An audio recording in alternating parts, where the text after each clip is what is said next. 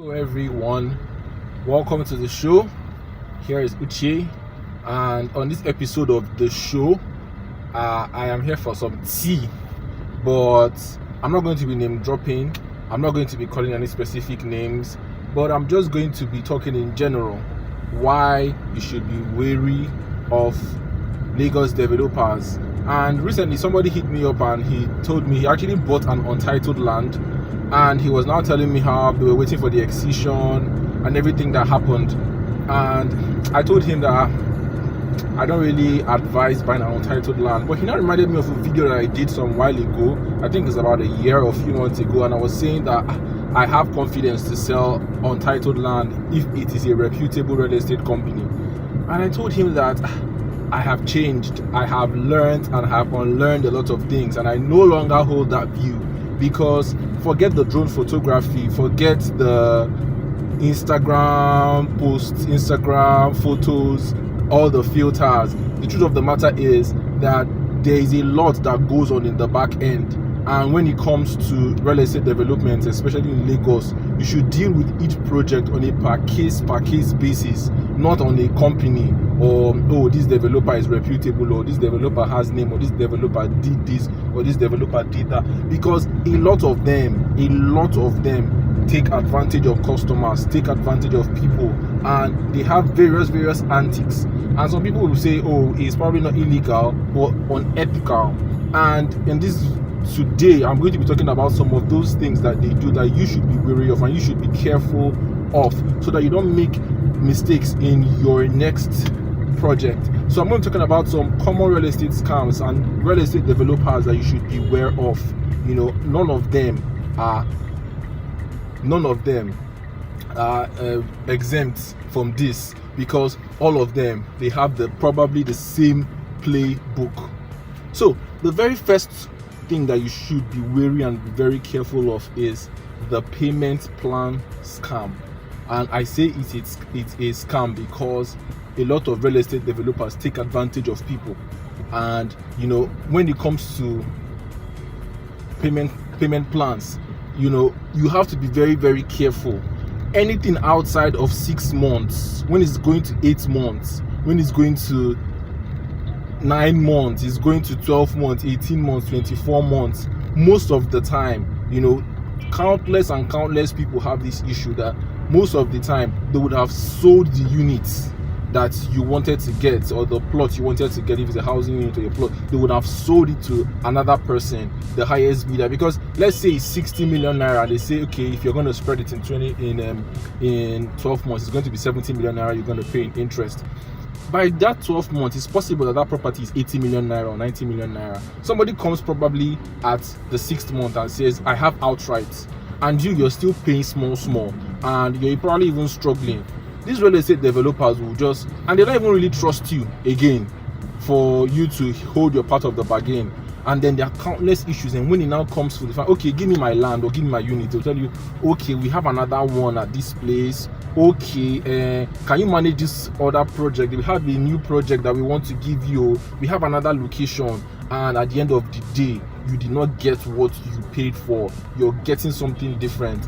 And I feel like when it concerns this thing, it's not even the fact that they did it, it's the fact that they keep you in the dark till the time that you're supposed to get your allocation, the time you're supposed to get what, they will just keep you in the dark, and they will know, and they'll keep you in the dark. That's why recently a client reached out to me. It was Cosgrove. They wanted to buy from Cosgrove, and Cosgrove said payment plan is 2 weeks. The client was like, and I think I get it, because Cosgrove has delivered time and again, and even these companies, they need funds to be able to put infrastructure. So the more quickly they can get funds, the better for them, the better business for them. So they would actually, any opportunity for them to get more funds in their hand, they will dive into it fully.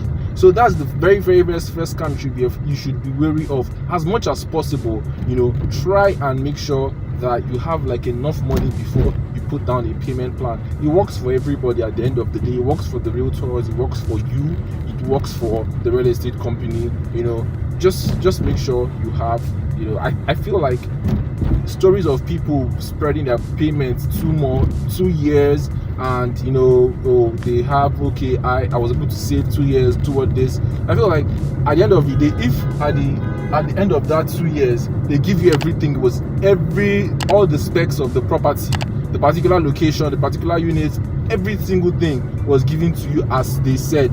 I feel like it's more of the exception than the rule in cases that will happen. So just be wary of that. Second scam, as I would have it, I feel like the second scam that these people run is the scam of untitled land. So sometimes real estate developers can go to a community and tell the community, okay, how much is this land? 2 million. Can we get it for 1.5 because you've not gotten the C of O? I know it's your ancestral land. We're going to help you get the C of O, and maybe it's in process or something like that. And they buy it that cheap, and they now start selling it to you as a C of O land, 30 million naira. And I did a video where I was talking about the fact that it doesn't make any sense that Lagos developers are very close to the governor and they have so much political goodwill and political backing, because then again they just feel like they can flout laws. And I feel like so many developers also took untitled land and were selling untitled land with confidence during Ambode's tenure, because normally every Nigerian governor would do a second term. They were not counting on him not coming back. So now he's not coming back. A lot of people it hooked them on the truth. But like, I feel like it's better you tell people, okay, this is not titled, or we are working on the title. But they tell you, then they use part of your money, they pay bribes, and maybe they can regularize that title in like 2, 3, 5 years. But you didn't even know. But sometimes it will go left, and then that land starts having issues. So be very careful and be very, very wary, which leads me to my second point, that as much as possible you should try to have a community of people that you help you do your due diligence. Because most times as realtors, there's a new project in the market and we advertise it, somebody hits us up, probably they've even worked with that developer before, and then we give them all the details. They keep calling, then you send them the FAQ, you send them the brochure, you send them everything that they want to send, and then they just cut you out of the deal and they go directly to the real estate developer, and they're like, why would I even use a middleman? You don't realize that these middlemen, in quotes, like, are here to help you, because at the end of the day, we realtors, we work with brokers that have a pool of other realtors, a whole community of tens of thousands of other realtors that are selling this product. So these brokers as well, they have a surveyor, they have a lawyer, they have an engineer, they have different people that vet this land as well. And if you combine it with the realtor as well, and probably your own lawyer, your own surveyor, these people help you to make safe investment. In fact, recently there was a particular company, I'm not going to name them, that we just stopped selling for. They said they were having allocation issues, they were having different issues of the type of land they were selling, and it didn't take 2 months before they said, okay, every issue has been solved. Because these real estate developers, they now have the incentive, or they have the pressure to sit up, because somebody's the realtor that gave you